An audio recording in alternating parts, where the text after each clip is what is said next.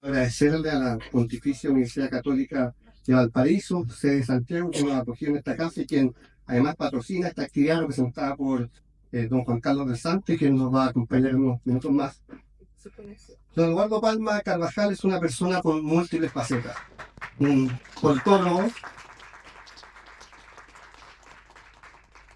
politólogo, académico, trabajó con don Gabriel Valdés en el Ministerio de Relaciones Exteriores en el gobierno de don Eduardo Frei Montalva. Se desempeñó profesionalmente en la CEPAL, colaboró activamente en la revista Política Espíritu, llegando a ser su editor. Fue presidente del Centro de Estudios del Desarrollo entre los años 90 y 96 también. Así que la verdad, don Eduardo, es que cuando conversamos hace ya algunos meses, la posibilidad de poder participar y acompañarlo en la presentación de este libro, no podíamos más que acompañarlo en este hermoso trabajo de muchos años, para precisamente poner en documentos importantes como es una publicación el trabajo en la revista Política Espíritu, con el tremendo cariño y tiempo que usted le dedicó. Así que muchas gracias por habernos permitido formar parte de este proyecto y de esta iniciativa también. A continuación, le voy a dar la palabra a Juan Carlos del Sante, director académico de la Pontificia Universidad Católica del Paraíso, sede de Santiago.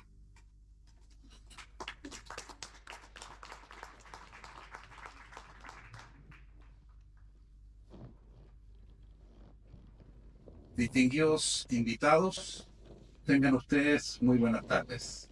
Para la Pontificia Universidad Católica de Valparaíso, pronta a cumplir 100 años de historia, es un honor recibirlos en nuestra casa, en nuestra sede de Santiago, para la presentación del libro Revista Política y Espíritu y su tiempo, del profesor Eduardo Palma Carvajal, a quien desde ya brindamos un cordial saludo. Y agradecemos que junto al Centro de Estudios de Desarrollo nos hayan preferido como lugar de encuentro para lo que será la presentación de este libro. Apreciamos la presencia y saludamos a quienes comentarán esta obra: a la ex senadora de la República, señora Carmen Frei Ruiz-Tagle, al director ejecutivo del Centro de Estudios de Desarrollo, don Claudio Pérez Lillo, y a la abogada de la Pontificia Universidad Católica de Chile, señorita Victoria Trapp Moreira.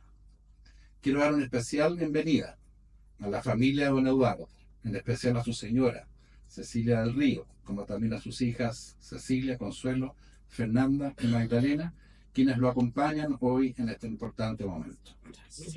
Sean todos bienvenidos y muchas gracias por estar hoy con nosotros. Para nuestra casa de estudios es muy importante y forma parte de la misión que la academia se vincule permanentemente con el medio que la rodea en el ámbito de las humanidades, la ciencia, la tecnología y las artes. En ese contexto, presentaciones como la de hoy nos permiten seguir colaborando con la historia, el debate político, y algo muy importante, nos reúne para reflexionar sobre nuestro pasado en un ambiente armonioso y democrático.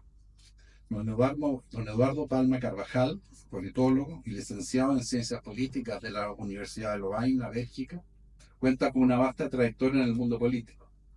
Es sin duda una voz autorizada para hablar de la historia política de nuestro país de los últimos 50 años.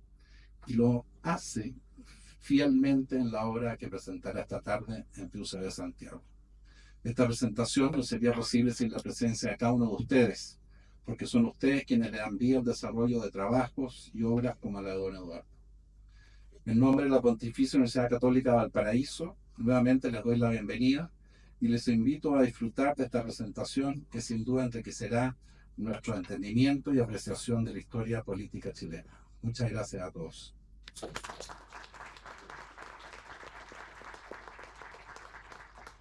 Muchas gracias, Juan Carlos, por acompañarnos esta tarde y, como bien decía anteriormente, por formar parte de la presentación de este libro de don Eduardo Palma. A continuación, le vamos a dar la palabra a Juan Carlos Sáez, quien es el director editorial de Juan Carlos Sáez Ediciones. Muchas gracias.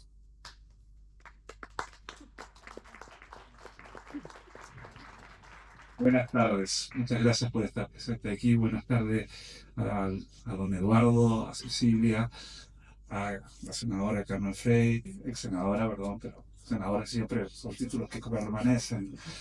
Victoria Trapp y el director del Centro de Estudios del Desarrollo que nos organizó todo esto. Esto es gracias a la Universidad Católica de Valparaíso y a Claudio. Yo siempre le dedico 2 minutitos a explicar por qué publico un libro. Algunos amigos míos me dijeron, pero ¿cómo vas a publicar esto si tu editorial se dedica a temas de la modernidad? Entonces yo le contesté que una vez, conversando de estas cosas con Raúl Zurita, él me dijo, no hay nada más viejo que aquello que recién envejece. Y eso es muy, muy cierto. Si un auto que tiene 10 años es un auto re viejo, pero un auto que tiene 100 años es un auto, una joyita. Pasa lo mismo con los escritos, con los libros. La modernidad tiene mucho que ver con Sócrates, con Heráclito, con Aristóteles, con San Agustín, y creo que la modernidad de Chile tiene mucho que ver con lo que ocurrió en el siglo XX. Y la revista Político de Espíritu es un testigo de ese siglo XX que tenemos tanto del que tenemos tanto que aprender. También, por ejemplo, yo diría que la concertación de partidos por la democracia tiene un muy buen envejecimiento. Y en ese sentido, creo que, viendo al público que tenemos aquí presente, merecemos, ¿no es cierto?, realmente conocer este libro, porque nos haría reflexionar mucho sobre cómo podemos construir o reconstruir nuestra sociedad, nuestro país. Muchas gracias por estar acá.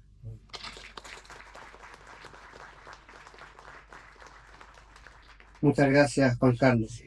A continuación le vamos a dar la palabra a Antonia Rivas, nieta de don Eduardo Palma, que nos va a acompañar con algunas palabras en esta ceremonia. Muchas gracias.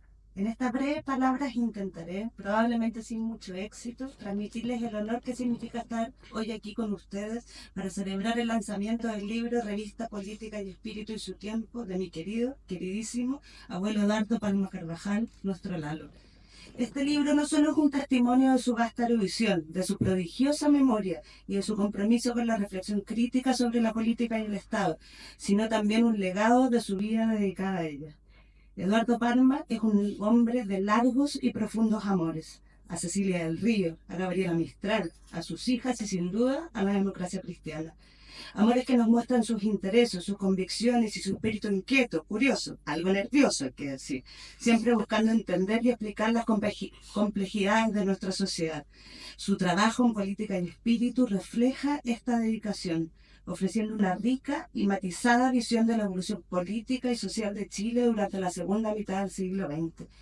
Un hombre que ama las palabras, especialmente la palabra hablada, que ha sido capaz de plasmar a través de discursos la historia de un país entero.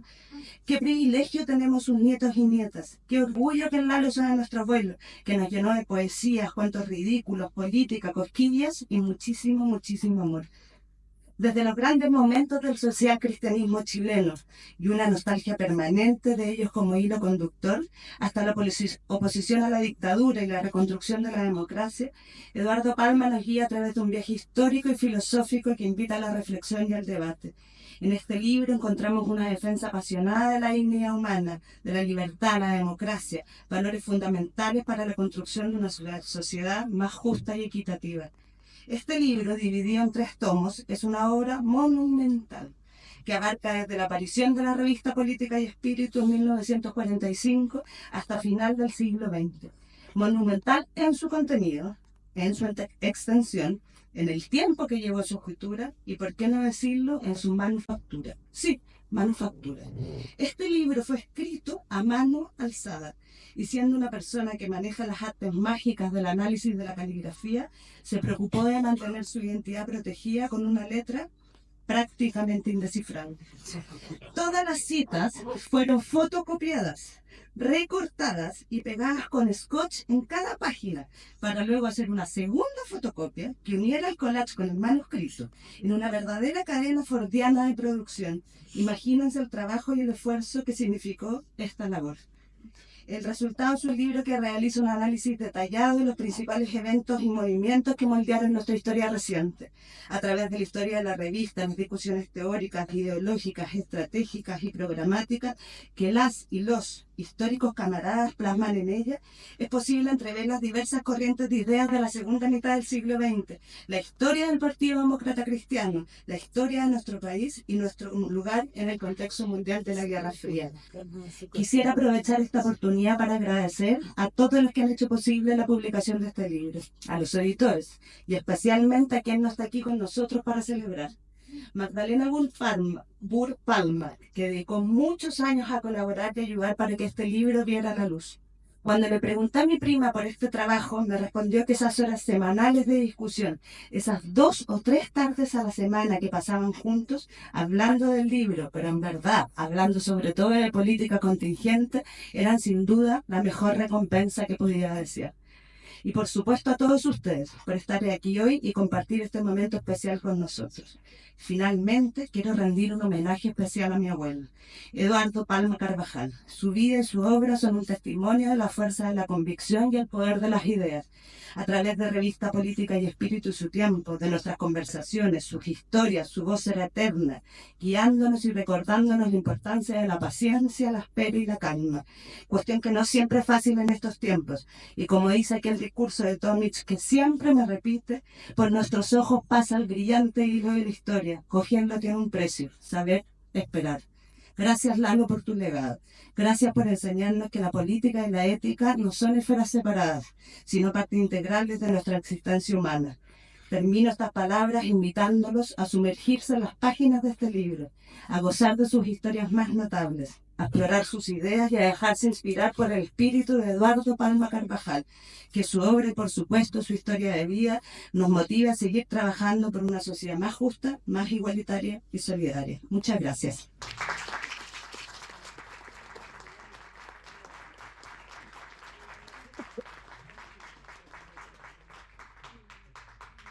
Muchas gracias, Antonia. En esta segunda parte de esta actividad vamos a contar con los comentarios de la ex senadora Carmen Frey, que nos acompaña hoy día. Muchas gracias por estar hoy día acá, con la participación de Victoria Trapp, que es abogada de la Universidad Católica de Chile, que también nos acompaña, que viajó especialmente desde Punta Arenas para acompañarnos en esta instancia. Y al finalizar la ceremonia tendremos palabras también del autor de esta gran obra, de don Eduardo Palma Carvajal.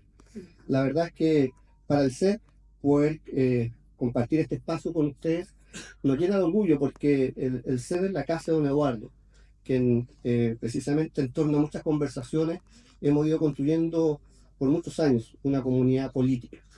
Y don Eduardo me pidió hace varios meses participar en la presentación de su libro, Revista Política y Espíritu su tiempo y su época. Se trata de un desafío complejo porque don Eduardo es un gran amigo y eso dificulta mucho la tarea.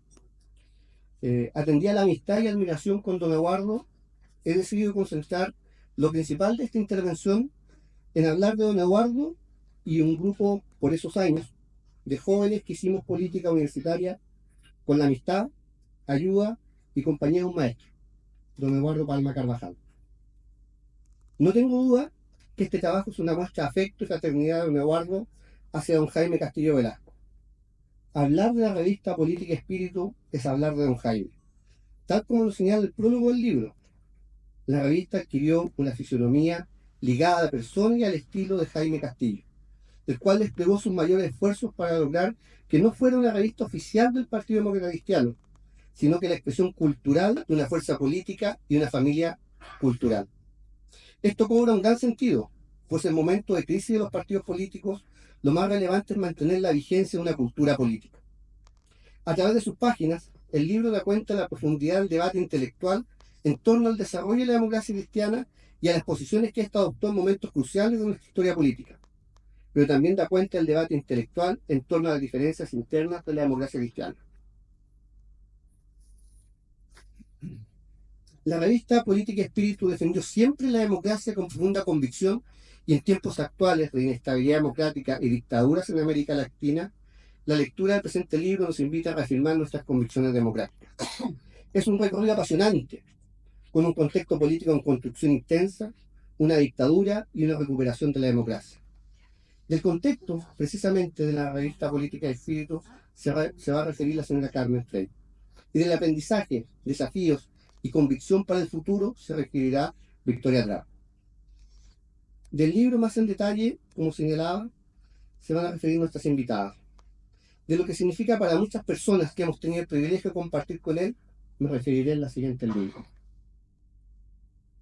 El año 2002, cuando comenzaba mis estudios de Derecho en la Universidad de Chile, a instancia de Eduardo Zafirio, junto a Alberto Pérez, un compañero, amigo de universidad y dirigente estudiantil, asistimos a un seminario en el Instituto Chileno de Estudios Humanísticos, el ICHE.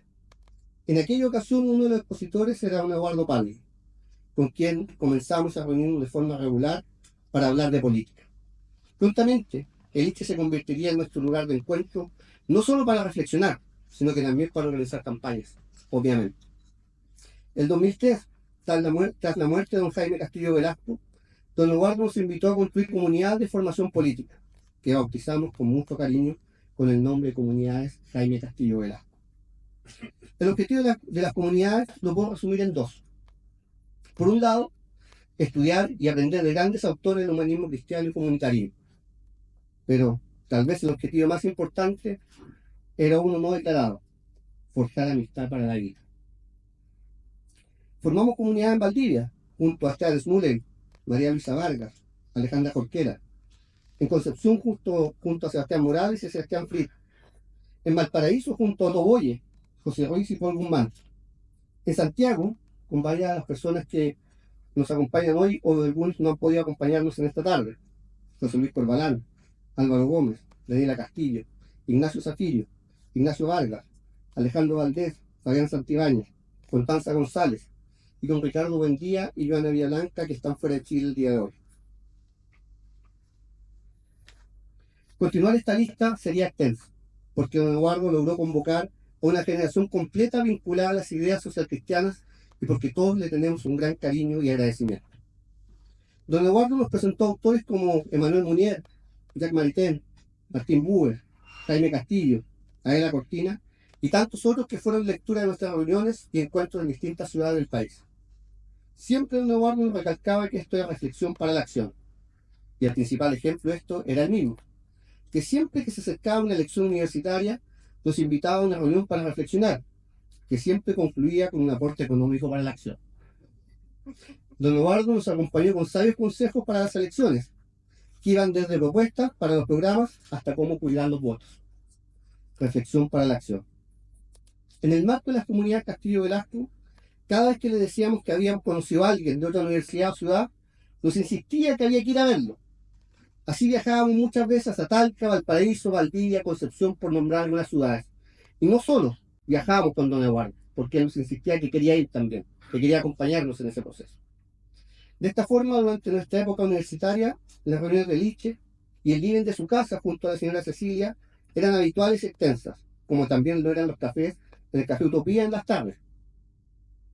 Todo lo anterior, impulsado por don Eduardo, permitió que durante esa época la DSU tuviera importante presencia en distintas universidades de nuestro país. También que hoy, quienes formamos parte de las comunidades de formación, muchos de los cuales tomaron distintos caminos en términos políticos y profesionales, mantengamos una profunda amistad cívica e interés por el servicio público. El apoyo y guía de don Eduardo siempre fue de forma desinteresada y de campo, acompañándonos en nuestros procesos académicos y personales. Muchas veces hemos pensado distinto, pero solo la gran generosidad y calidad humana de don Eduardo ha permitido forjar esta amistad de tantos años.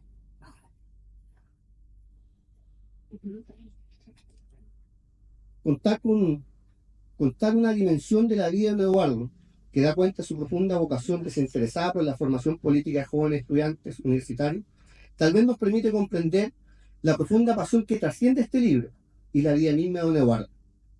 Leer estas densas páginas es sentir el peso de una tradición cultural y política, forjada por hombres y mujeres humanistas cristianos que nunca dejaron de actuar en forma comunitaria y solidaria, siempre pensando en el bienestar de la persona humana y los más humildes.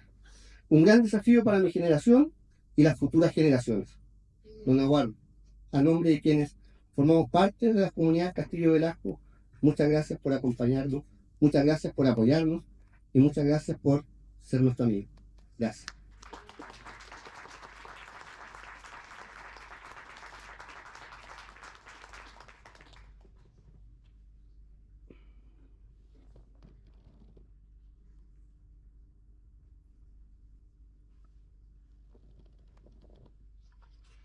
Bien, para continuar con esta tarde, le vamos a dar la palabra a la ex senadora de la República, Carmen Frey.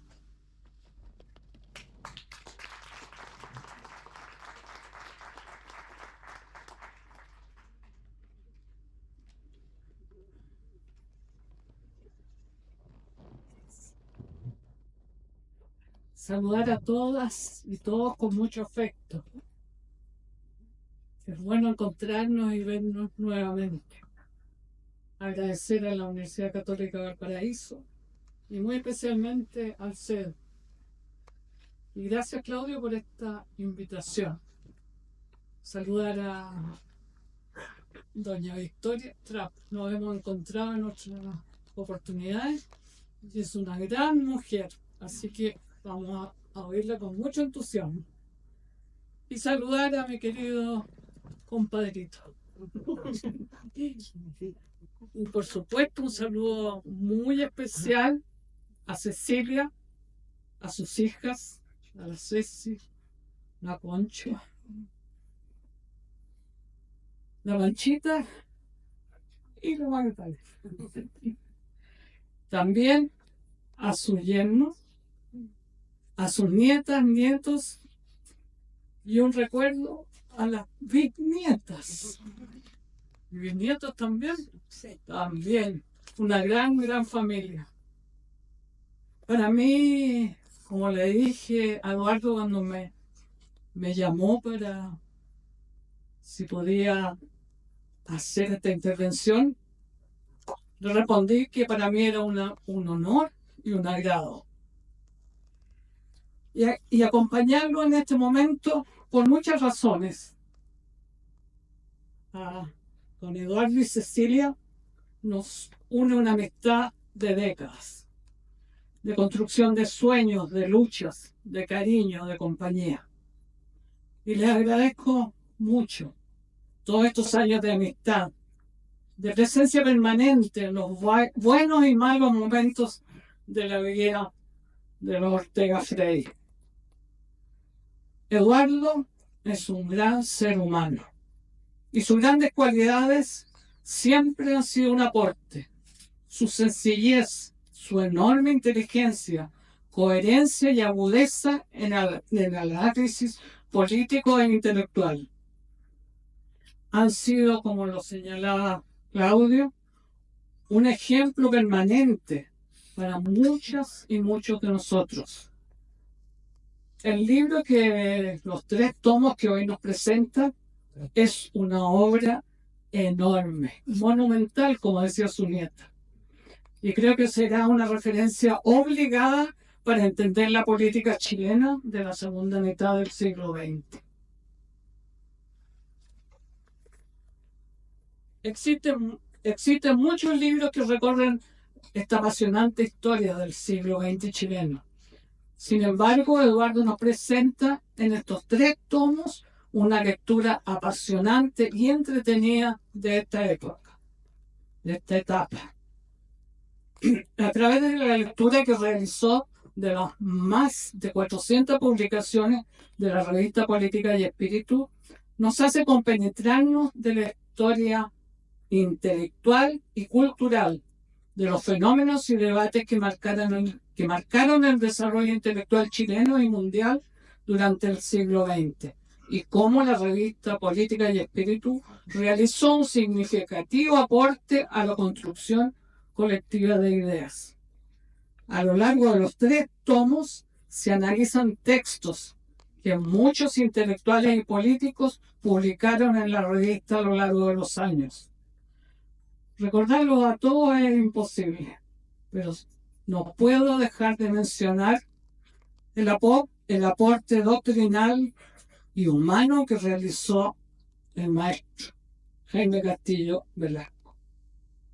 Los análisis internacionales de Alejandro Mañé, de Alejandro Silva Uñán, la profundidad del texto de Juan Gómez Millas sobre el significado profundo del programa de la Revolución en Libertad. Refiriéndose a la propuesta de gobierno del año 64, en la revista Gómez Millas indicaba: Lo que Chile busca es su reconstrucción, su nueva, más justa y más humana fundamentación. Y cree en Eduardo Frei porque sus actos y discursos descubren que no es un demagogo, sino que ofrece nuevas bases a toda la nación sobre las cuales trabajar por medio de todo el pueblo. No ofrece reivindicaciones inmediatas y parciales, sino la dignificación política del ciudadano. Eduardo relata esa larga construcción de ideas y de un proyecto político democrático popular, la democracia cristiana, con referencias al momento histórico, lo que permite a los lectores entender este contexto específico en que se dieron esos debates. Y el libro nos recuerda un hecho esencial. No hay posibilidad de construcción de un proyecto político serio y futuro sin una profunda reflexión de ideas. A lo largo de los 3 tomos se relatan las discusiones valóricas, culturales, sociales, económicas e internacionales que dieron lugar al pensamiento de los demócratas cristianos. La obra va desde el surgimiento de la Falange Nacional, el proceso que llevó al triunfo de la Revolución en Libertad, la Unidad Popular, la dictadura militar y los inicios de los primeros gobiernos de la Concertación. Al mismo tiempo, recorre algunas de las polémicas ideológicas centrales que marcaron época, como la que se produjo entre integristas y socialcristianos, entre comunitaristas y liberales, entre los que apoyaron siempre la democracia y los que defendieron dictaduras de diverso tipo. Uno de los aspectos centrales del texto de Eduardo Palma es la convicción profunda que tuvo el movimiento demócrata cristiano desde su origen, en el valor intransable de la democracia. Ya en el año 45, el presidente de la Falange de ese tiempo, Manuel Garretón, recalcaba que el sufragio universal, hay que reconocerlo, ha sido instrumento de liberación de las grandes masas. Sin él, la democracia no habría sido posible. Esta valoración de la democracia llevó a una conclusión lógica: estar contra todas las dictaduras y todos los fascismos, sean de extrema derecha o de extrema izquierda. Sin lugar a dudas fue un sello permanente de política y espíritu. También el combate por la democracia en América Latina fue una bandera de la revista. El enfrentamiento a las distintas dictaduras, con testimonios y reportajes de libros y de ediciones especiales, marcó una matriz de comportamiento teórico y práctico a través de toda la segunda mitad del siglo XX. Junto a esta faceta también es muy interesante el análisis que realiza Eduardo de cómo a lo largo del tiempo se fue reflexionando y construyendo una serie de políticas públicas que marcarían el gobierno de mi padre. No puedo sino recordar la constante contribución de Eduardo en las reflexiones de mi padre, quien en muchas ocasiones nos comentó la brillantez de ideas que se le ocurren a Palmita, como lo llamó. Las reflexiones sobre la política minera y la importancia del cobre para nuestro desarrollo, la necesidad de una estrategia de industrialización, de cómo abordar el problema agrario y la necesidad de la reforma agraria, la búsqueda de una forma de solucionar el crónico déficit de viviendas, la participación popular, la reforma educacional. Podríamos seguir en muchas de estas áreas que se abarcan en estos 3 tomos. Y fueron los temas que se abordaron constantemente desde 1940.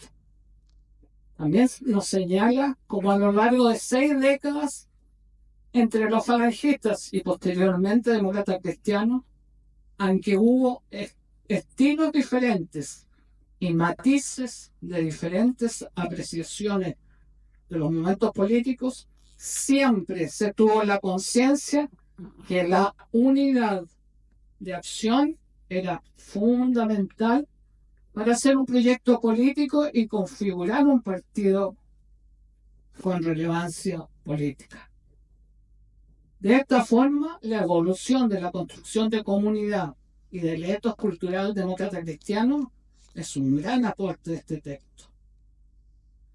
Junto a todo lo mencionado y mucho más que podríamos mencionar, los tres tomos tienen también otra virtud. Presenta una gran variedad de documentos que se publicaron en la revista sobre las discusiones de los años 60 e inicios de los 70. De esta forma, también será un material fundamental para comprender este periodo de la historia de nuestro país.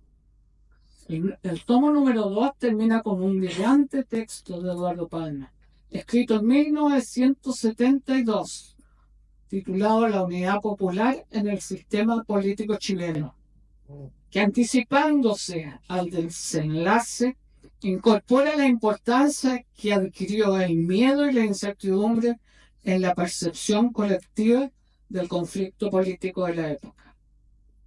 Como relata el autor, tras el golpe militar, la revista fue un lugar de información y discernimiento de los horrores cometidos. La censura se dejó caer y finalmente Política y Espíritu fue clausurada en 1975 por 8 años. Pero la dictadura jamás tuvo la capacidad de matar la capacidad de reflexión política y menos el espíritu de libertad y de democracia de las chilenas y chilenos. Es por eso que en el contexto de 1983, cuando la movilización social pacífica permitió la apertura política, la revista Política y Espíritu pudo ser nuevamente publicada y volver a ser un referente en la difusión de la estrategia opositora a la dictadura. La reflexión social y política que a través de estos tres tomos volvemos a releer nos permite volver a contactarnos con los valores, la ética y el compromiso con Chile que tuvieron los falangistas, los demócratas cristianos. Son aquellos valores que aportamos al desarrollo político, social y económico de nuestro país. Nuestra obligación hoy es volver a esa esencia que nos permitió ser un aporte fundamental al fortalecimiento, al regreso de la democracia y la construcción de nuestra república. Eduardo, no tengo palabras como agradecerte tu incansable trabajo, tu coherencia y tu testimonio de vida.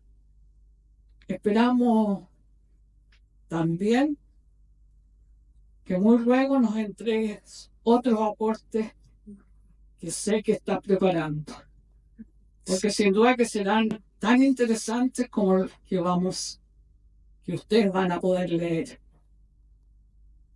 Este libro nos presenta realmente revivir nuestra historia con la convicción de que nuestras ideas siguen hoy más vigentes y más necesarias que nunca. A los jóvenes les permitirá conocer parte de nuestra historia, mirar las discusiones actuales y futuras, pensando en la buena política y en ese espíritu del bien común que debe resurgir, de solidaridad, del respeto, a pensar distinto, el respeto a los derechos humanos. También revivir nuestra fe en nuestros sueños e ideales y sobre todo la certeza y la esperanza de que podemos construir un mundo mejor. Muchas gracias, compadrito.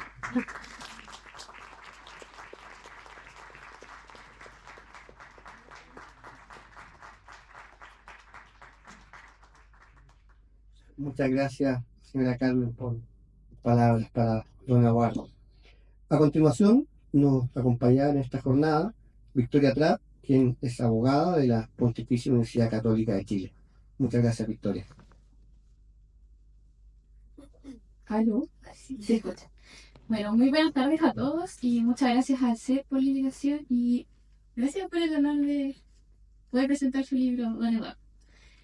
Antes de adentrarme en lo que específicamente me pidieron a que me refiriera en este comentario, me gustaría hacer una apreciación general y necesaria de la revista Política y Espíritu y su tiempo, al cual considero, y así me gustaría calificarlo, como un aporte invaluable para la nueva generación.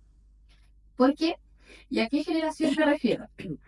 Particularmente, como joven nací en democracia, justo en el límite entre los dos siglos, me marcó mucho más el primer tomo del libro, por la sencilla razón de que era la historia más lejana y más desconocida para mi generación. Quienes participamos activamente en política, pese a no haberlo vivido, el típico conocimiento histórico-político comienza o empieza desde la mitad de los 60 en adelante, donde claramente el golpe y la dictadura tienen un rol protagónico.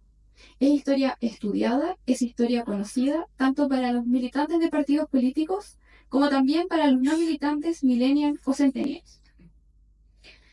Tratando de retratarlo de otra mirada, como militante demócrata cristiana, sin duda que tenemos plena conciencia de lo que significó el gobierno de Eduardo Frei Montalva para el desarrollo del país.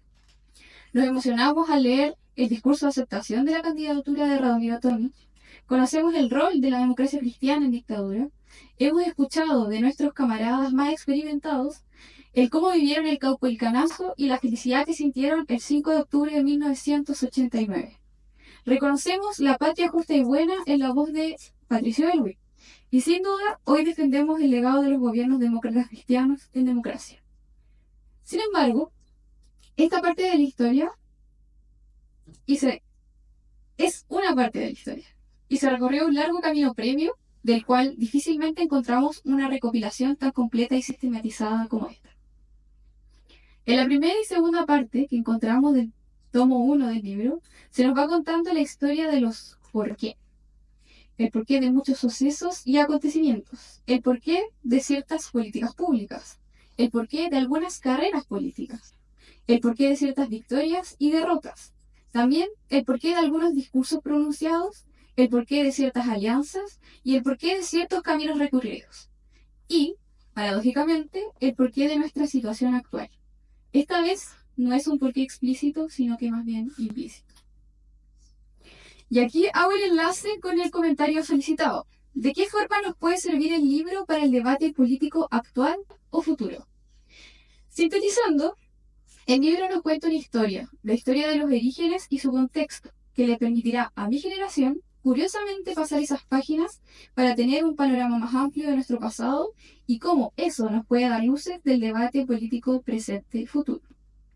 Las formas concretas en que este libro nos puede servir decidí agruparla en 5 grandes ideas. La primera, revivir el verdadero debate político. La segunda, rescatar los conceptos perdidos. La tercera, identificar historias que ya se vivieron. La cuarta, volver a tener un programa de proyecto país. Y la quinta, seguir el consejo de atreverse a empezar de nuevo. Ahora voy a hablar un poco más detenidamente respecto al primer punto, que es el verdadero debate político. Un aspecto obvio al comenzar el libro y empezar a analizar los primeros números de la revista es la diferencia abismal entre el debate político de antaño y el debate político de hoy. No es por caer en el cliché de que todo tiempo pasado fue mejor, porque me imagino que en ese entonces también habían debates y debates. Sin embargo, es imposible negar ese contraste. La mera existencia de revistas políticas dedicadas a la propagación de ideas al común de la ciudadanía nos da muestra de que existía un espacio público donde las distintas corrientes se esforzaban en ocupar parte de ese espacio, convencer en base a sus ideas, pero lo más importante es que en ese convencimiento iba sustentado en profundas reflexiones, con desarrollo en extenso de argumentos y páginas de propuestas. Existía un debate político sin límite de caracteres, interpelaciones entre adversarios que no solo se quedaban en titulares, sino que con el cuerpo completo de un artículo. Hoy en día el espacio es mucho más grande, estamos en un nivel de interconexión masiva a años luz de los tiempos en que surgió y terminó Política y Espíritu. Pero pese a eso, el debate político propiamente tal es menor, y no necesariamente en cantidad, sino en calidad. Son diversas las causas, sobre las cuales no me adentraré en este comentario, pero lo que sí mencionaré son las consecuencias de la pérdida del verdadero debate político, el debilitamiento de la democracia y la incapacidad de pensar en proyectos políticos a largo plazo. Ahora, respecto al fondo de ese verdadero debate político, hay algunas lecciones propias que nos entregan los falangistas y demócratas cristianos que se mencionan a lo largo del libro. El primero que quiero mencionar es la necesidad de hacer política con valores, que ya lo mencionó doña Carmen y lo han resaltado varias veces. El autor señala respecto de los orígenes de la falange y que retrata muy bien el carácter político del demócrata cristiano, es que la única manera de ser artífices de la vida nacional, comenzando por las estructuras de poder, era demostrar una capacidad de honestidad. Hay que levantar el nivel de debate nacional, ampliar sus perspectivas y horizontes. Por su parte, se reproduce un discurso de Rafael Gumucio en el número 166 de la revista, en la que indica: la salud moral, el recto sentido del bien común, la convicción ética de que todo sacrificio debe empezar por arriba, el viejo principio de que hay que predicar con el ejemplo, la buena fe, el sentido de la equidad, la comprensión hacia los hombres que trabajan y se esfuerzan, el sentido de comunidad y repudio al sectarismo y del pequeño espíritu de círculo. La honesta vocación de servir al pueblo y al país constituyen, junto a otras verdades, un acervo moral que el pueblo está reclamando y que, traducido a la realidad práctica por el espíritu joven, en ese entonces, y consciente de las exigencias de nuestro tiempo, ha de concentrarse en una obra fecunda de crecimiento nacional. Es casi un manifiesto de lo que es un buen político, que sin duda se esmeraban ellos mismos en cumplir con cabalidad. Por otro lado, la editorial de la revista, en su número 159, titulado Horizonte Despejado, señala como característica de los políticos socialcristianos y la confianza que la gente deposita en ellos, a la adhesión firme, sin pensar consecuencias oportunistas, a los valores ideológicos y morales encerrados en su doctrina. Acción política independiente de los sectores politizados, dirigida a expresar los anhelos generales del país. Ahora, un segundo punto respecto al verdadero debate político es la concurrencia en los políticos de una mirada técnica y académica. No era excepcional en los políticos demócratas cristianos que la forma de hacer política vaya de la mano con la academia y la técnica, lo cual sin duda le daba un valor a la propuesta política que le otorgaban a la ciudadanía. Hoy en día, muchas veces se intenta mantener estos tres ámbitos separados entre sí. Dejar a los técnicos y académicos en lo suyo y que a los políticos déjenles la política, lo cual sin duda merma las posibilidades de una política integral, que da mayor confianza en la ciudadanía desde el punto de vista político. Ejemplo de esto es lo señalado por Julio Silva en el número 201 de la revista, donde menciona que la candidatura de Frey, a propósito de dar un ejemplo, expresa esta concepción objetiva y científica del desarrollo. El desarrollo requiere de un plan puesto en marcha por el gobierno. Las otras candidaturas dicen también, por supuesto, que quieren desarrollo, pero ellos lo entienden de otra manera. Intentando no aburrirlos, otro pasaje del libro que rescata lo indicado por Política y Espíritu en su número 166, se aprecia la capacidad del político demócrata cristiano para resolver o dar respuesta a aquellos problemas que atravesaba el país, señalando que en efecto sucede que detrás de todo aspecto económico-social, hablando de los problemas, el país no podrá satisfacer la necesidad que experimenta de que a la vuelta de muchos desengaños, los futuros gobernantes sean psicológicamente serios e intelectualmente capacitados. O sea, ahí daban una muestra clara de que se necesitaba capacidad en la política que va mucho más allá del líder político propiamente tal. Y un tercero, respecto al debate político propiamente tal, es la conciencia de que el debate muere cuando se le da paso a la demagogia y a la politiquería. Una palabra que hace mucho ya no se ocupa comúnmente en nuestro vocabulario. Esto solo no es aplicable a un solo periodo de la historia que abarca el libro, sino a varias, y es la postura de los políticos demócratas cristianos respecto a la política poco seria, a la palabrería. Esa postura queda en constancia en su número 180, donde se indica: el país estaba cansado de una lucha de ideas que había parecido degenerar solo en la politiquería. Por esta causa, la recuperación doctrinaria del socialcristianismo iba a efectuarse en una primera etapa por la vía del prestigio personal de un hombre de sus filas, cuyas cualidades surgidas del seno mismo de la falange nacional se confundían con los anhelos morales y sociales del país. En ese entonces se referían a Eduardo Frei Montalva, que una cualidad no menor es que él mismo como político confundía sus anhelos morales y sociales con los del país. O sea, sin duda dar una respuesta política más allá de la exigencia del debate que vemos hoy en día. Estas tres ideas de fondo nos dan luces de cómo plantearnos en el debate político y elevar el estándar de un verdadero debate. Desacostumbrarnos a la inmediatez y a las declaraciones políticas sin desarrollo, que no es fácil, pero alguien tendrá que hacerlo si queremos solucionar la crisis de la democracia, la de la confianza, la de la comunicación, la de la espiritualidad e incluso la temida y real crisis climática. Hay por dónde empezar y esta tarea es común en todo el espectro político, no solamente a la democracia cristiana. Ahora, en un segundo punto, de los que yo considero que sirve demasiado el libro Revista Política y Espíritu y su tiempo para el debate actual, son los conceptos perdidos. Es reencontrarnos con conceptos que ya nos ocupan. Con esto me refiero esencialmente a dos, a los cuales se les iba perdiendo el rastro a través del libro, que iba mencionando como partes de la revista. Es lógico, el mundo cambia, las ideas y las propuestas deben cambiar. Sin embargo, hay conceptos en el lenguaje político que, por muy antiguos que sean, nos pueden dar una guía en los momentos actuales. Esos dos conceptos que encontré, a mi parecer, nuevos, por la manera de redescubrirlos en el sentido de que ya nos ocupan, son nacional y popular y la economía humana.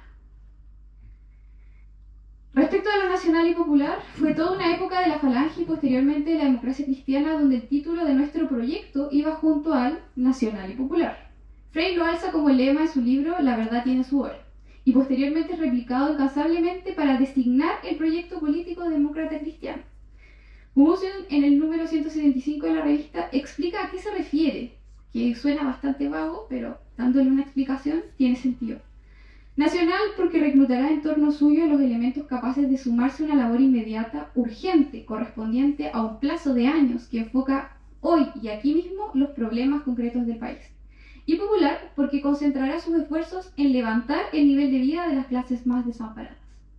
Por su parte, el mismo Frei Montalva señala que ante una exigencia tan grave como es derrotar la miseria y mejorar nuestras estructuras económicas y sociales, debemos unirnos, de ahí viene un poco el nacional, y hacer de esta una tarea nacional y popular ineludible, esencialmente democrática, y sería absurdo levantar frente a ella banderas sectarias para venerar el país con problemas resueltos en la Constitución y en la vida de la nación. Nosotros no lo hemos planteado y en cuanto de nosotros depende, lo rechazamos. Ahí se refería al debate político de ese entonces y hace mención de que el proyecto político propiamente tal de la democracia cristiana es lo nacional y lo popular. ¿En qué nos serviría particularmente hoy? Hoy en día hay un sector político que ha intentado monopolizar lo nacional e incluso la misma bandera nacional. Y hay otro que ha tratado de adjudicarse cualquier adjetivo de popular en sus propuestas. Volver a considerar lo nacional y popular, no solamente en el hecho de mencionar el concepto, nos reafirmaría constantemente esa vía independiente a las de las ya mencionadas sobre la cual nos originamos y en la que creemos profundamente. Un segundo concepto que considero que se ha perdido es el de economía humana. Un concepto que me vio parte del primer programa de gobierno de la democracia cristiana que inspiró políticas públicas importantes y que es mencionada innumerablemente en la revista Política y Espíritu y por ende en el libro que todos van a leer. Hoy se ha perdido de nuestro vocabulario político y es posible que no se haya mencionado por nuestros dirigentes o parlamentarios de una forma seria y concreta en los últimos 10 o 15 años, quizás más. La doctrina demócrata cristiana y cualquier socialdemócrata verdadero tiene más que claro que nuestro modelo económico a seguir en el siglo XXI es la economía social de mercado. Pero cuando nos referimos a economía humana estamos hablando de algo mucho más amplio que un modelo económico. Sobre esto, en el número 33 de la revista, se menciona que la lucha por la sustitución del capitalismo individualista o estatal por una economía humana. O sea, sustituir los modelos económicos comúnmente señalados por la economía humana. Es ahí donde se levanta este concepto y así lo hace propio la democracia cristiana.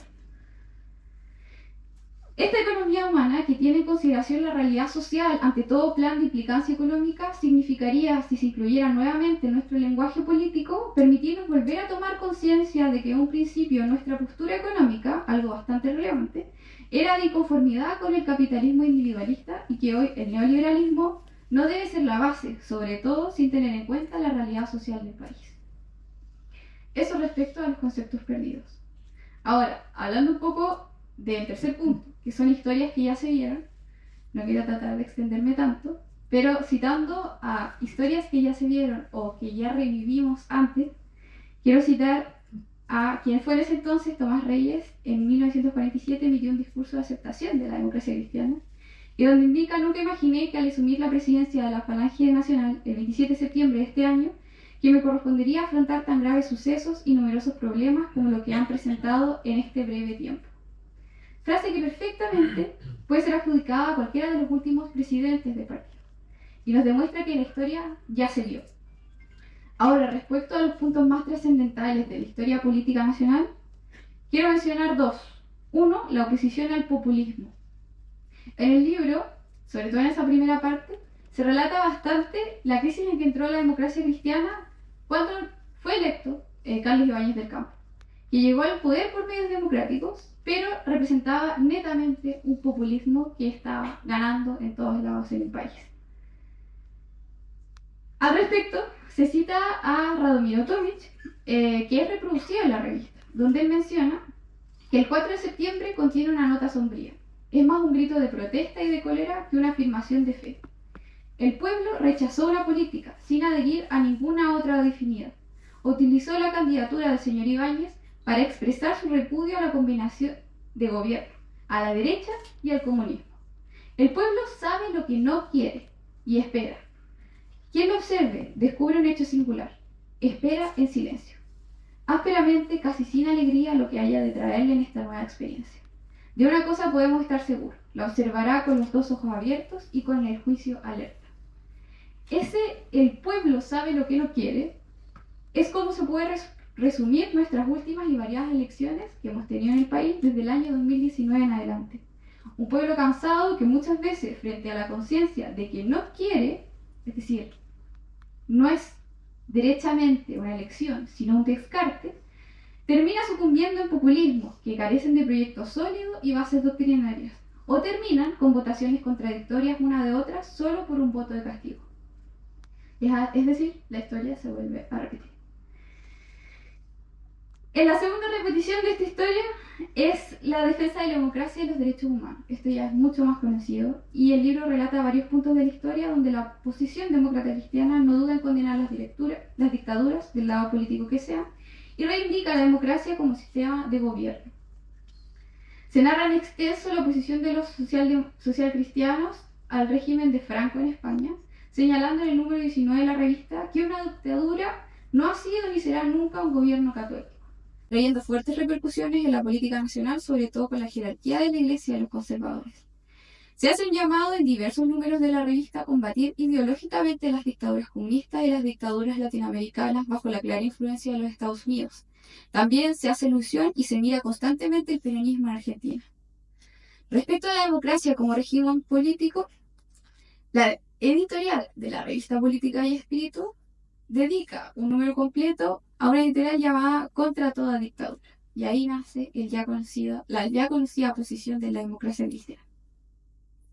Por su parte, Ignacio Palma, en el número 22 de la revista, escribe Defensa de la democracia, y ahí señala que sabemos que solo la democracia, con sus cualidades y también sus riesgos, es capaz de coordinar la transformación social y económica con el respeto por la dignidad moral del hombre.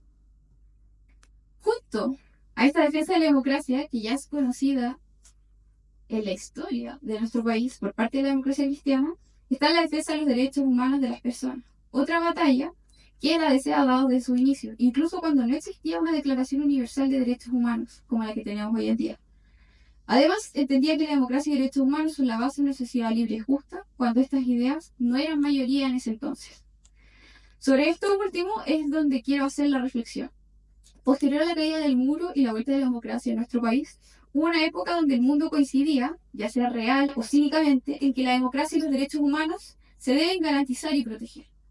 Hoy ya no estamos en esa época. Las tendencias políticas contrarias a la democracia y contrarias a los derechos humanos han vuelto a surgir con popularidad. En este sentido, la historia rima. En tiempos donde esas dos cosas no se dan por sentadas, la democracia cristiana tendrá una batalla. Los últimos 2 puntos a los que yo quiero hacer alusión, que nos pueden servir para el debate político actual y futuro, es el programa, volver a tener un programa de un proyecto país.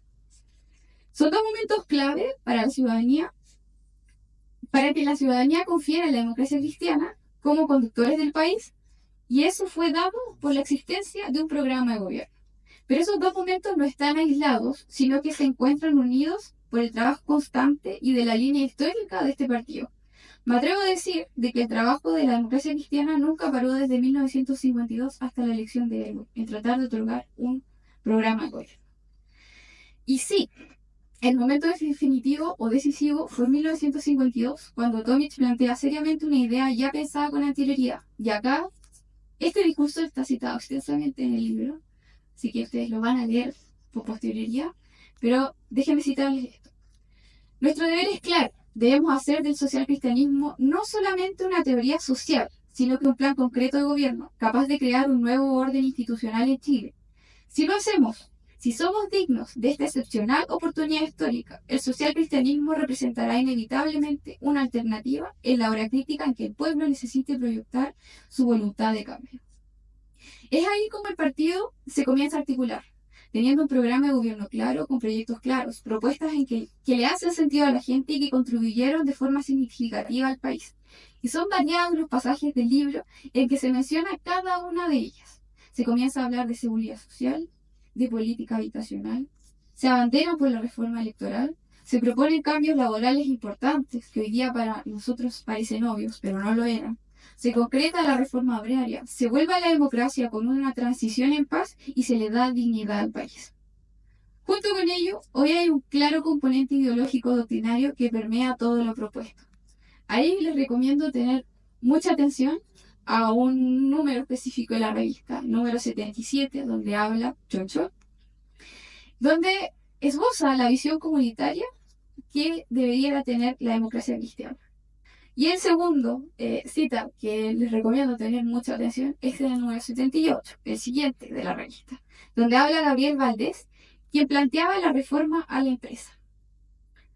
Porque estas 2 citas, ambas nos demuestran que había un programa de gobierno que ofrecer al país y un programa específicamente que desafiaba el status quo, que encarnaba las proféticas minorías de choque, y la gente confió en ello. Hoy en todos los partidos hay una excesiva preocupación por lo electoral, pero no hay un programa de gobierno que ofrecer. Es necesario volver a tener un programa de proyecto país, porque las elecciones se pueden perder, pero sin ideas y sin programa un partido no tiene razón de existir. Finalmente, y este es el último punto, que de las lecciones que podemos aprender es atreverse a empezar de nuevo. No me quiero extender en esto porque en verdad es un mensaje continuo que se otorga a lo largo del libro. Hay un capítulo propio llamado Volver a empezar, como también momentos en dictadura donde la revista tuvo que volver a empezar, y como la democracia cristiana que empezó nuevamente post dictadura gobernando en democracia. Es decir, hay varios volver a empezar. Los escenarios dan victorias y derrotas, pero sobre todo de las derrotas es donde nace esta última lección que saqué del libro. El demócrata cristiana debe atreverse a empezar de nuevo. Y acá voy a hacer la última cita del libro, de la revista, sobre la división, que en la revista se trata de la división del Partido Conservador. O sea, estamos hablando de los inicios de la revista. Cuando se le dedica a este partido un consejo particular. Para los socialcristianos, la senda es difícil y enmarañada. Su porvenir es incierto, ya que depende exclusivamente de ellos. Su política debe ser esencialmente creadora y audaz y mantenida con fe y pasión, pero en un terreno de absoluta independencia. El país está cansado de las componendas y de los maquiavelismos y exige de los políticos jóvenes, y en especial de los socialcristianos, que se comporten de una forma diversa, más seria, más honrada, más doctrinal, que lleven a la política las virtudes morales y que la informen con ellas. De otra forma, su comportamiento en nada diferirá de los demás políticos y de la audacia y carencia de principios de algunos de aquellos que predominará sobre la inocencia de estos. Finalmente, en el número 57 y 58, Leighton nos dice: nosotros los falangistas debemos actuar con este sentido de la vida. No obstante, que somos hombres y por lo tanto caemos, nos levantamos y podemos mantener nuestra línea incólume y debemos hacerlo. Y en el número 95, Castillo Velasco sentencia que hay que tener la certeza de que no hay social cristianismo sin una dureza heroica y un combatismo que no da treguas. Con eso doy por cumplido este comentario, que no son más que un par de reflexiones de la gran y recomendada publicación de don Eduardo Palma Carvajal. Muchas gracias.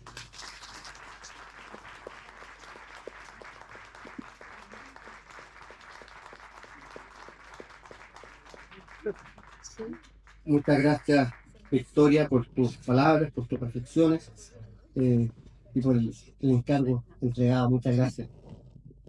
Don Eduardo Palma Carvajal.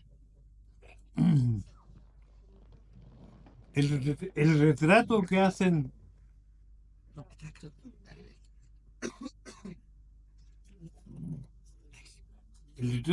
mis amigos de mí es falso. Yo no soy esa persona. Pero no es por una rutina de la modestia, sino que porque me conozco mejor que nadie. Y lo único cierto de ese relato es la perseverancia. He sido perseverante, sí. Por razones que no voy a exponer ahora, pero he sido perseverante. Cuando se acercaba el día D, el desembarco en esta sala, dije, ¿cómo presento una reflexión en 5 minutos que no sea una lata insoportable además del libro, que otra lata insoportable? Que esto va a ser un viaje, lo presento como un viaje. Y es un viaje largo, desde el 45 al 2000, leyendo la revista y viéndola en los contextos en que estaba. Eso significaba una cosa que es muy vergonzosa. Yo necesitaba siempre haber tenido la revista en la mano. No hay ninguna proeza intelectual tener la revista porque está en la Biblioteca Nacional y en la del Congreso. Eso no es una proeza intelectual. Pero tener la colección en la mano era fundamentalmente para poder usar el método que yo quería. Diacrónico y sincrónico. Es decir, cronológico y temático simultáneamente. Porque si no podía comparar, no podía hacer ese análisis. Tuve muchas ayudas para conseguir la revista. Voy a contar una sola de alguien que no está aquí. Donde yo iba a preguntar por números atrasados de la revista, me decían, ¿sabe quién tiene esto? El Paco Rivano. Y yo iba donde el Paco Rivano, y el Paco Rivano con gran desprecio me decía, no tenemos nada. Como no bajaré, no moleste. Pero yo, como todo el mundo me decía que el Paco Rivano podría llegar a tener los números, un día pasé por donde el Paco Rivano. Y me dijo, bajemos al subterráneo que tengo algunos números. Y tenía 80 números de la revista. Casi me muero yo. Porque con esos 80 números yo completaba casi mi colección completa. Y así fue como tuve la colección completa en la mano y poder revisarla de un modo diacrónico y sincrónico. Este es el viaje que he hecho ahora para este comentario. La revista partió en julio del 45. A mí me tocó dar un curso en la Católica y otro en la Academia Diplomática sobre la Segunda Guerra Mundial. Y llegué al convencimiento más claro de que el 1 de julio del 45 la Guerra Mundial no había concluido todavía. Hay un artículo muy útil y necesario de Javier Lacardigue en que plantea ¿Cómo ve él el porvenir? Frente a la revista Estudio, que muestra un pesimismo enloquecido, porque España está en el suelo, el hispanismo ha sido vejado, no reconocido, el siglo de oro español no es puesto en el lugar que corresponde, el América del dolor está oculta. Lacardige, con gran modestia y progreso relativo, dice, sí, pero el hecho que los aliados hayan triunfado en la guerra es un acto positivo. Y esto muestra como el corazón de la política. Durante mucho tiempo me tocó leer trabajos en Europa donde decían Hitler ganó la guerra porque impuso los métodos más bestiales a los dos bandos, los de él y los demás. Eso era cierto relativamente. El bombardeo de Dresde, de Hamburgo, fueron bombardeos salvajes. Pero no perder el sentido relativo de las cosas es también muy grave. Yo creo que hubo un progreso en que las naciones del eje fueran derrotadas. Y había un cuarto miembro del eje que entraba y salía, me refiero a la España, que producía grandísimas confusiones aún en la fila de estos jóvenes falangistas, tan ilustrados que tenían la información que podían tener nomás. ¿Cuál es el problema con los falangistas? Habían oído y sabían con certeza que en la Guerra Civil Española habían sido asesinadas religiosas y religiosos de una manera brutal e inocua, inútil. Lo cual, de hecho, transformaba psicoanalíticamente los comentarios sobre la Guerra Civil Española y el franquismo en la Guerra Santa. Maritain, que era un autor bastante conocido por todos los católicos chilenos, pero le hicieron la cruz cuando salió su famoso artículo La guerra de España no es una guerra santa. ¿Y por qué no es una guerra santa? Porque los métodos del franquismo, desde la partida, vean ustedes lo que es Guernica, el cuadro Guernica y Picasso, hasta lo que siguió después, especialmente durante el franquismo triunfante militarmente el año 40, es un deterioro de la moral enorme. Había el primer intento de cancelación. Usted no puede pensar eso. Usted no puede existir con lo que cree.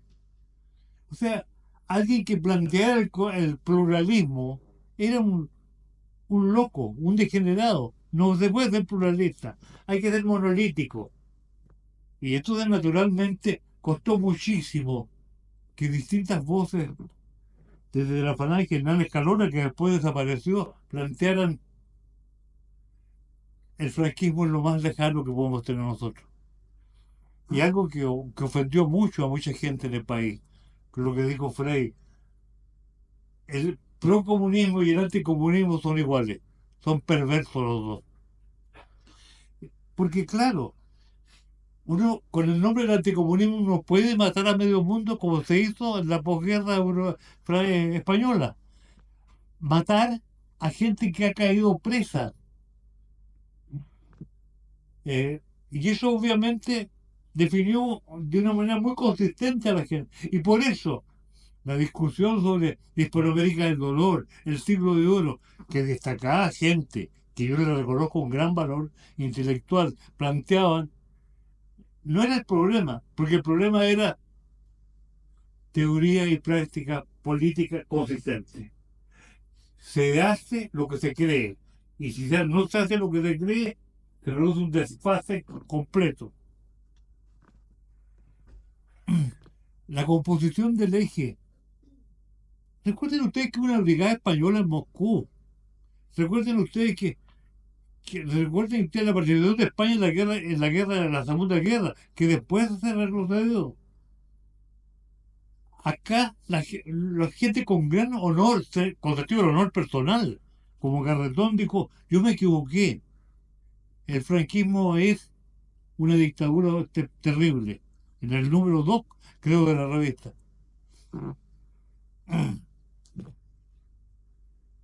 Aludo a esto no para ser latero históricamente, sino porque la Segunda Guerra Mundial provocó un acontecimiento cuyo fin no ha terminado.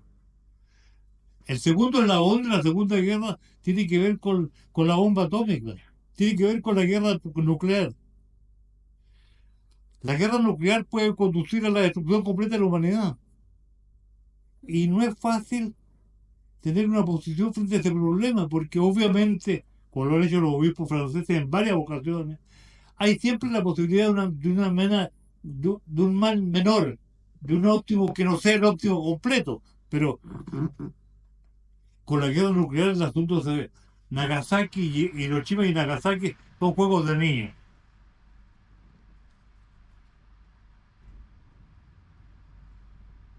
Quiero mostrar tendencia. Yo creo que lo hiciste muy bien tú cuando mostraste también la carne. De que en un determinado momento, bajo la dirección, yo diría, de Castillo y de Bañé, se empezó a descubrir que las dictaduras latinoamericanas eran un espanto. Y ha sido injusto con nosotros en eso. Porque fue la editorial del Pacífico la que publicó La Era de Trujillo, que es una denuncia a la dictadura de Trujillo, la más clara y enérgica en todo el continente. Montaner, que le dieron un gran premio en España por su libro Galinde, no indica que el libro fue publicado por la editorial del Pacífico y que recorrió todo el continente mostrando lo que era la dictadura latinoamericana y que provocó un movimiento histórico pro democracia, incluso un movimiento mundial. El famoso Congreso de la Libertad de la Cultura, tan atacado por los comunistas, estaba presidido por Raymond Aron y por Jacques Maritain, entre otros. Porque en definitiva las dictaduras son malas, las de derecha, izquierda, todas son malas. Y también son malos los totalitarismos de izquierda y derecha. Y ese fue un movimiento que se fue gestando y produjo un resultado que tiene consecuencias todavía.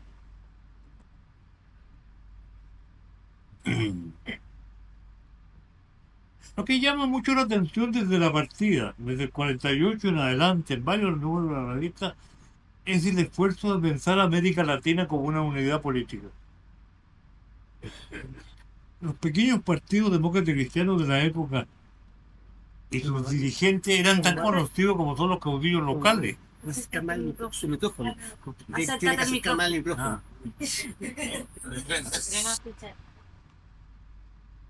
Andrés Franco Montoro, Lucas Garay, Osvaldo Hurtado, eran personajes como de la política interna chilena, para los que leían la revista de Política y Espíritu. Y eso muestra una forma de hacer política completamente distinta. Se pensaba en América Latina como un subconjunto completo. Y se evolucionaba.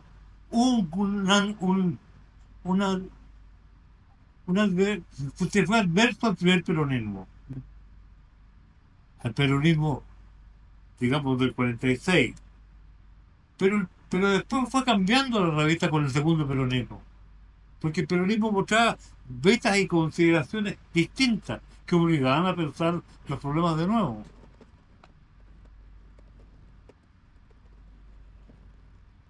La Guerra Fría, obviamente, tapaba muchas de estas cuestiones. Pero, sin embargo, el convencimiento íntimo que el holocausto al pueblo judío y el Gulag a muchos pueblos del gran imperio soviético eran igualmente mortales, fue algo que la revista marcó con una fuerza que yo creo que hasta hoy día tiene eco y tiene gran profundidad. Cuando ya el segundo momento... ¿Qué te lo firmo? Yo te lo firmo. Tú mueves las manos, ¿no? Sí, Es que la cara no sé. Segundo momento importante de la revista es cuando se piensa en Chile en serio. El primero que piensa en Chile en serio, así completo, es Eduardo Frei Montalva. Porque la verdad tiene su hora el primer manifiesto que dice al país en 1956. La economía tiene que ser mixta.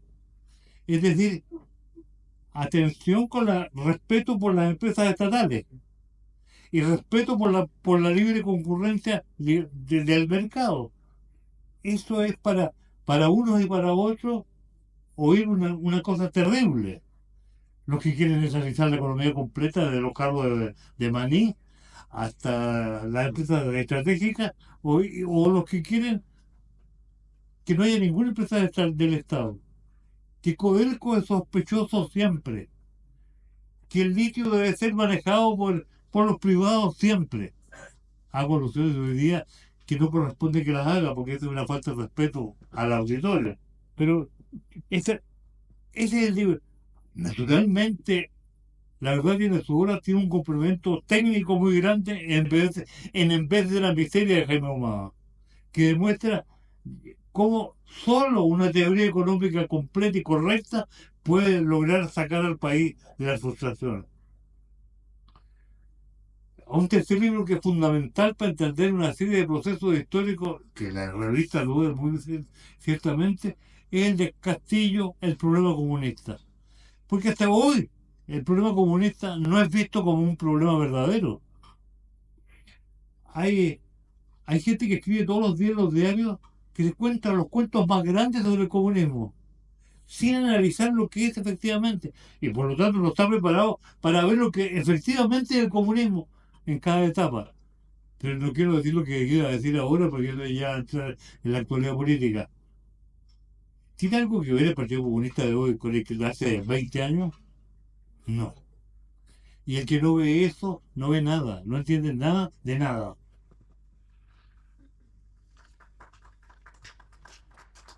Voy a plantear lo que llamo los temas controversiales, a los cuales les voy a aludir, presentar, porque tengo punto de vista, pero no voy a cometer la grosería, la falta de politez, que falta de educación cívica y un atentado al pluralismo de discutir aquí mis razones, porque son injustos.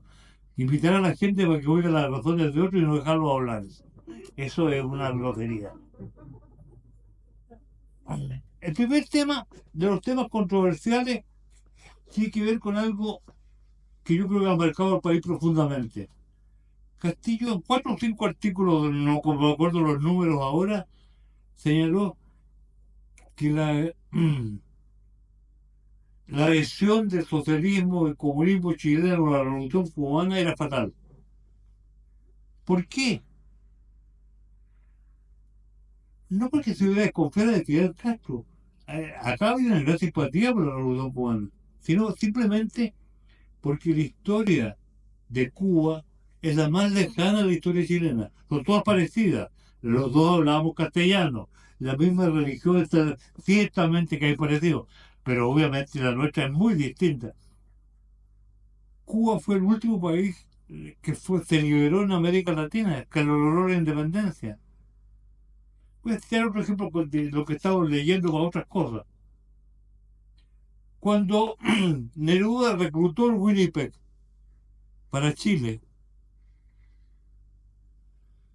ciertamente a los conservadores del país no les gustó que viniera Balmes, la Rosel Lucas, no les gustaba, estos comunistas y todo, pero lo hacían en los living de la casa, no armaron protestas públicas contra los exiliados. Porque era ya un nivel de civilización y de civismo más alto.